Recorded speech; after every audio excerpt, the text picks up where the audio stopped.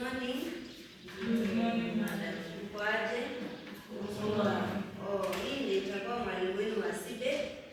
Kwa majina anaitwa Madam Maslin Nyakumbi. Done date? Seven.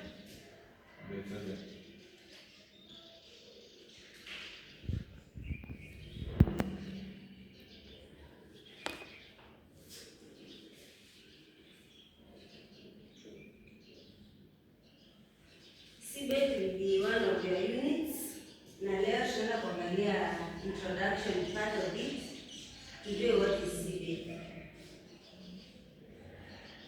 First of all, we will see the definition of terms. Under Cbet, we will see the term education, what it means, the term technology, and the term education technology. Who can tell me what's education?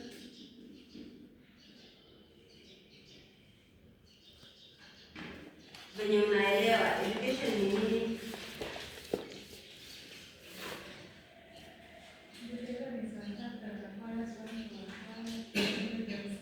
Yeah, good.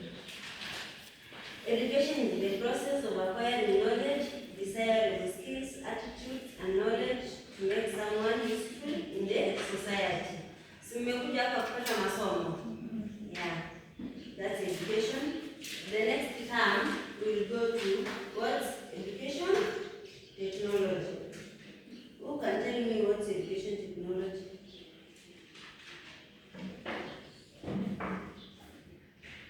Education technology, from the word technology and from the word education. What's education technology? Emmanuel? Still thinking about this. Can you try?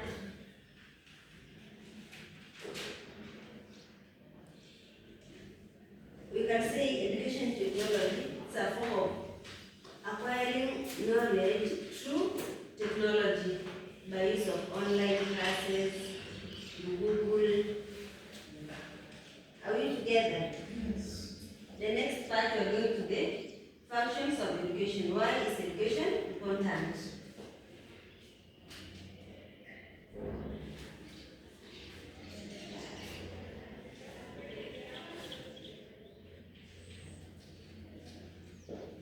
Functions of education. The first function is the intellectual function. What's intellectual function? The intellectual function. This encourages continuous learning and professional development which fosters a growth mindset and adaptability in rapidly changing their work environment. Tumeelewa? The second function is the personal function. It helps one in personal development. When you learn with a fellow, you know more about things, you explore. The other function, it serves the need of the national development. The other function, it awares the interest of a test of knowledge. Don't worry about the notes, I will send them later. The next part, we are going to the features of Cbet. Features, these are like characteristics of Cbet.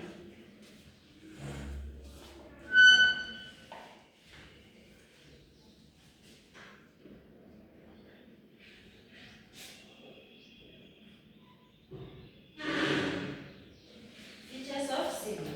The first feature is the competence-based progression. The runners progress based on demonstrated mastery of competences. The second feature is flexible learning pathways. Learners can choose from various learning pathways and pace their own learning pathways and pace their own learning. The third feature is the industry-relevant curriculum. Curriculum is designed in collaboration with industry partners to ensure relevance and applicability. The next element, we are going to the sources of educational objectives. Under the sources of educational objectives, we are going to look at the needs of the society, the students' need and interest, the impact from academic specialists, and the community. How can we get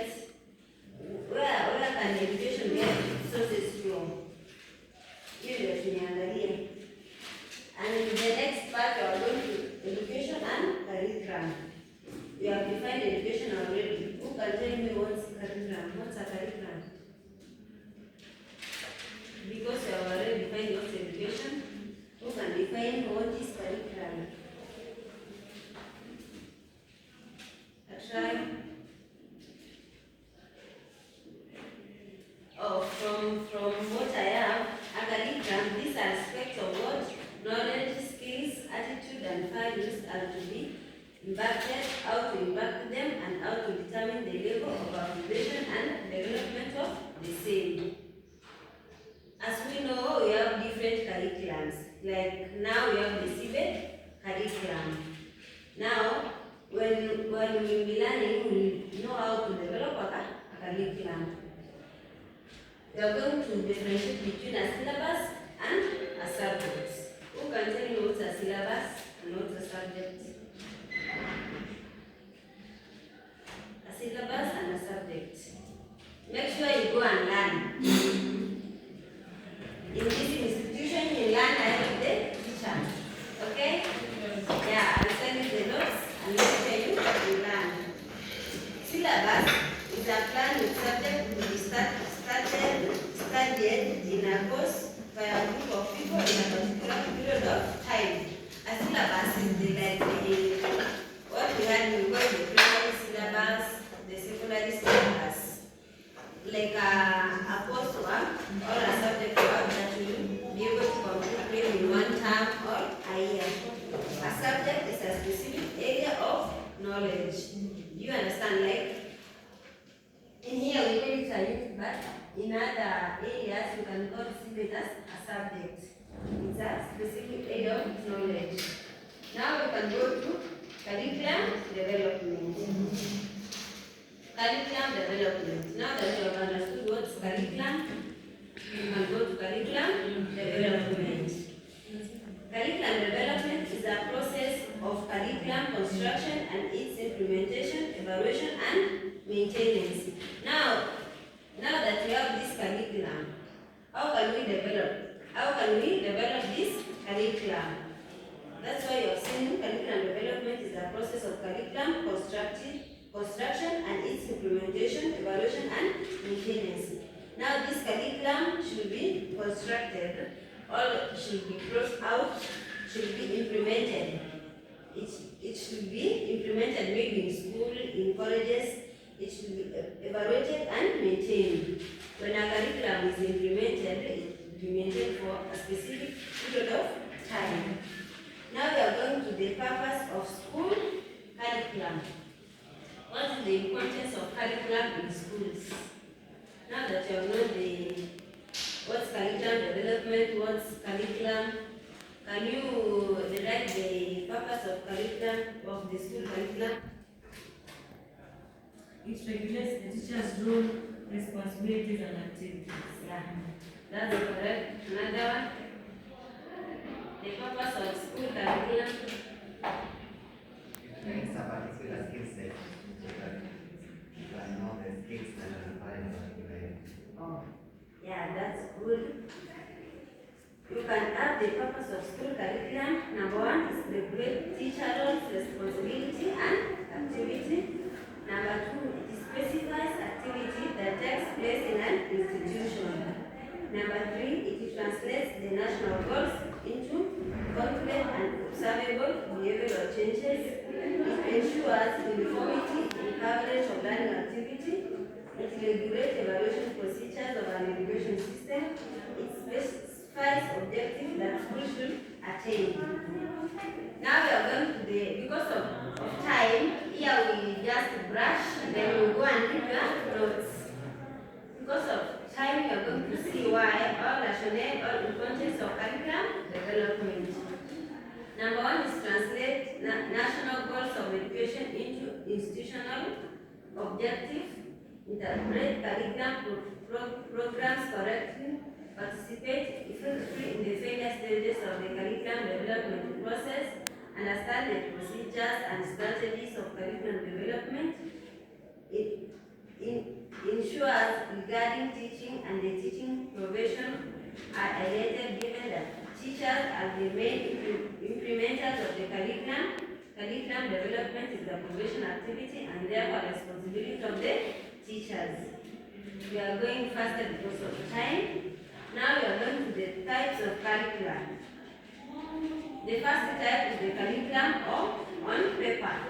The curriculum on paper, this is the curriculum which is written on paper.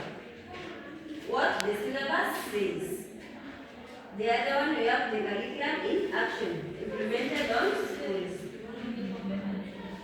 Now we are going to the curriculum documents. What are the documents of a curriculum? Number one, we have a lesson plan. Number two, we have the course outline. Number three, we have the learning plan. Number four, we have the log of the work.